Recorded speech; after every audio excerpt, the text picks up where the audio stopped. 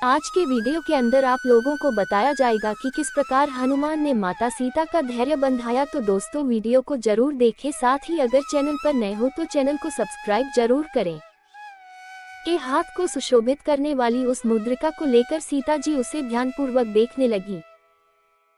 उसे देखकर जानकी जी को इतनी प्रसन्नता हुई मानो स्वयं उनके पतिदेव ही उन्हें मिल गए हों। उनका लाल, सफेद और विशाल नेत्रों से युक्त मनोहर मुख हर्ष से खिल उठा, मानो चंद्रमा राहु की ग्रहण से मुक्त हो गया हो। पूर्ण रूप से संतुष्ट होकर वे हनुमान के साहपूर्ण कार्य की सराहना करती हुई बोली, हे वानर श्रेष्ठ, तुम वास्तव में अत्यंत चतुर, साहसी तथा पराक्रमी हो। जो कार्य सहस्त्रों मेधावी व्यक्ति मिलकर नहीं कर सकते, उसे तुमने अकेले कर दिखाया। तुमने दोनों रघुवंशी भ्राताओं का कुशल समाचार सुनाकर मुझ मित्राय को नवजीवन प्रदान किया है। हे पवनसुत, मैं समझती हूँ कि अभी मेरे दुखों का अंत होने में समय लगेगा, अन्यथा ऐसा क्या कारण है कि विश्वविजय का सामर्थ्य रखने वाले वे दोनों भ्राता अभी तक रावण को मारने में सफल नहीं हुए। कहीं ऐसा तो नहीं है कि दूर रहने के कारण राघवेंद्र का मेरे प्रति प्रेम कम हो गया हो। अच्छा, ये बताओ, क्या कभी अयोध्या से तीनों माताओं और मेरे दोनों देवरों का कुशल समाचार उन्हें प्राप्त होता है? क्या तेजस्वी भरत रावण का नाश करके मुझे छुड़ाने के लिए अयोध्या से सेना भेजेंगे? क्या मैं कभी अपनी आंखों से दुरात्मा रावण को राघव के बाणों से मरता देख सकूंगी? हे वीर, अयोध्या से वन के लिए चलते समय रामचंद्र जी के मुख पर जो अटल आत्मविश्वास तथा धैर्य था, क्या अब भी वह वैसा ही है?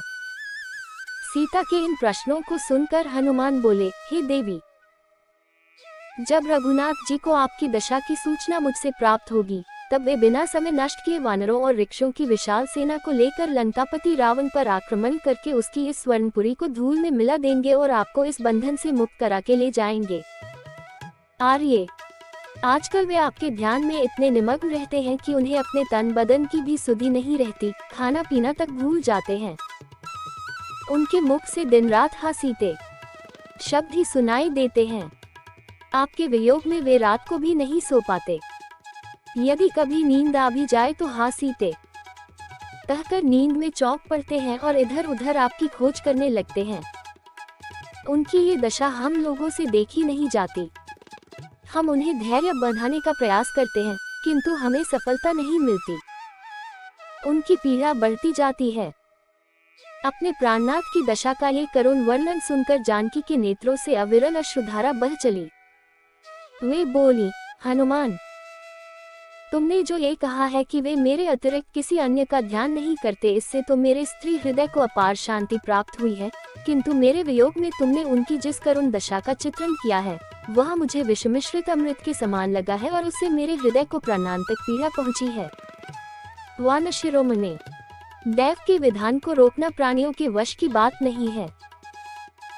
ये सब विधाता का विधान है, जिसने हम दोनों को एक दूसरे के विरह में तड़पने के लिए छोड़ दिया है। न जाने वह दिन कब आएगा जब वे रावण का वध करके मुझ दुखिया को दर्शन देंगे। उनके वियोग में तड़पते हुए मुझे 10 मास व्यतीत हो चुके हैं। यदि 2 मास के अंदर उन्होंने मेरा उद्धार नहीं किया तो दुष्ट रावण मुझे मृत्यु के घाट उतार देगा। वह बड़ा कामी तथा अत्याचारी है।